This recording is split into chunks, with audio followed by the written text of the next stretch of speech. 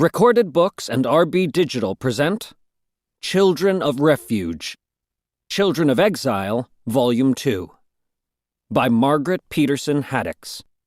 Narrated by Ramon Diocampo. Prologue. The man lunged out of the darkness to grab me as I ran by. "Let go!" I screamed, struggling to break away. "Let me go!" I was already being chased by a pack of angry men. It didn't seem fair that someone I hadn't even seen was after me, too. Of course, my friend Rosie had told me once that I had a talent for making people mad. Rosie. She'd been running from the angry men, too. Had she at least managed to get away safely? I glanced over my shoulder, as if there was some way to see through the darkness and multiple rows of houses to make sure that she'd gotten back to her own home undetected. I'd been crashing through the trees and bushes beside the creek as loudly as possible, trying to get everyone to chase me, not her. But I'd been counting on being able to run fast enough that no one caught up. "Good," an oily voice whispered in my ear. "Now you understand that screaming is useless." No, I was just... Before I could add, deciding what to scream next, a thick hand slid over my mouth. It smelled like onions and sweat and mud and... I don't know, maybe puke as well. Yes, definitely the puke part. I bit down, my teeth sinking into the palm of the world's stinkiest hand. The man jerked his hand back and muttered a few words I was pretty sure were swears. Having spent my first 12 years in Fredtown, the most boring place in the universe, I'd heard that there was such a thing as cursing, but had never been exposed to any actual curses. I'd left Fredtown only a few days ago, but those few days had been an education.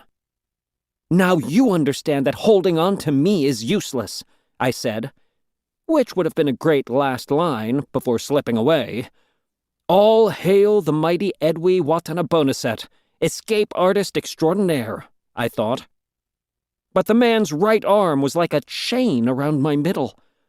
I squirmed and shoved, and the rock-like bulge of his muscles didn't budge. Maybe I could be an escape artist extraordinaire only in Fredtown, where the only people I'd ever had to escape were little kids and mild-mannered, unsuspecting Freds. Maybe I'd have to outsmart this man instead. "Do you know who I am?" I demanded. "Do you know who my parents are? Do you know what they'd do to anyone who hurt me?" I was just finishing my first full day at home, back with the parents who gave birth to me anyway, after the long overnight trip from Fredtown, but I'd already seen how everyone tiptoed around my parents. "Yes, Mr. Watanabonaset." "As you wish, Mrs. Watanabonaset." How many times had I heard someone speak those words? My parents ruled, in a way that would have horrified every single adult in Fredtown. I could get used to that kind of power. Except that my parents wanted to rule me, too. "Yes, of course I know who you are," the man whispered in my ear. "You are a boy who will be killed if I hand you over to the men chasing you." Killed? I told myself he was just trying to scare me, exaggerating wildly. But Rosie and I had been running away from a scary place neither of us understood, a scene of destruction where I was pretty sure people had died.